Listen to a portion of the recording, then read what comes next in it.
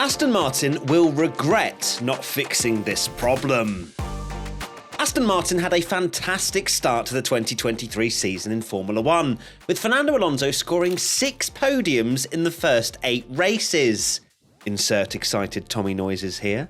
And while Aston Martin took a bit of a hiatus from the podium steps in the second half of the season, it seems the team made somewhat of a comeback from Brazil, where Alonso made a very welcomed return to the podium, and Lance Stroll even finished in P5 at both Brazil and Vegas. They ended up finishing in P5 in the Constructors' Championship, and Alonso managed to place himself in P4 in the Drivers', proving that even at the ripe age, by F1 standards of 42, he still has what it takes to work his magic on the track. Coming into the 2024 season, hopes are likely high for the Silverstone-based team. However, both Alonso and Stroll are out of contract for 2025, and there is much speculation about where they will end up going at the end of the season. Will Alonso go to Mercedes or retire? Will Stroll lose his seat? Or are both in it for the long run? The Alonso-Stroll dilemma.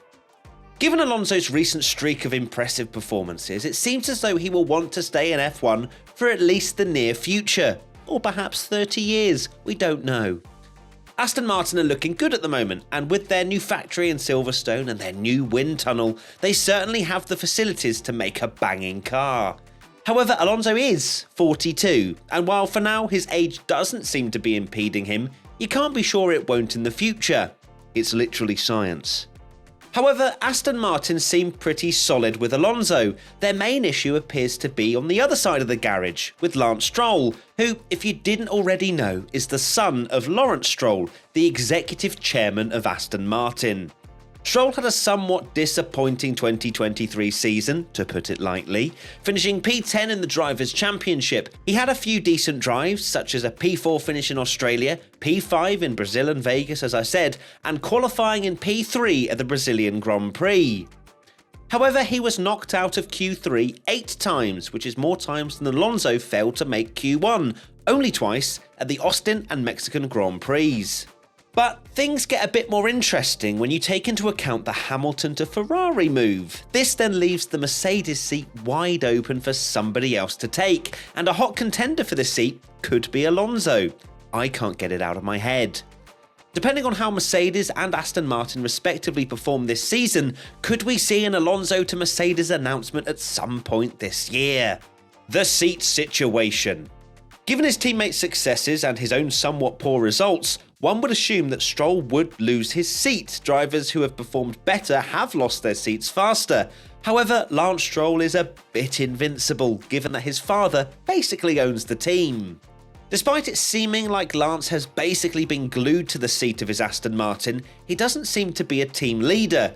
Since being at Aston Martin, he's been teammates with big names, 4-time world champion Sebastian Vettel and now 2-time world champion Fernando Alonso. Stroll, on the other hand, has never won a race and consistently performs worse than his counterparts. If Alonso does leave Aston Martin, the team will no doubt be looking for another big name to take his place and lead the team. However, top drivers are seemingly getting snapped up into long-term contract extensions, with Leclerc's extension announced on the 25th of January and Norris's on the 26th. Russell also doesn't look like he's planning to move anytime soon, and when his contract expires in 2025, he'll probably stay T-posing at Mercedes for a while longer. Tsunoda in? It looks like the hottest contender for an Aston Martin seat could be current V-Carb driver Yuki Tsunoda, whose contract is up at the end of 2024. Honda, the Japanese engine provider, will become the engine manufacturer for Aston Martin in 2026. As is often the case with partnerships such as this, a driver from the same country as the manufacturer is often desirable at the team, and so it would make sense for Tsunoda to have a seat at Aston Martin. He performed well at AlphaTauri, outperforming his first teammate Nick de Vries, and then being pretty much on par with Liam Lawson and Daniel Ricciardo.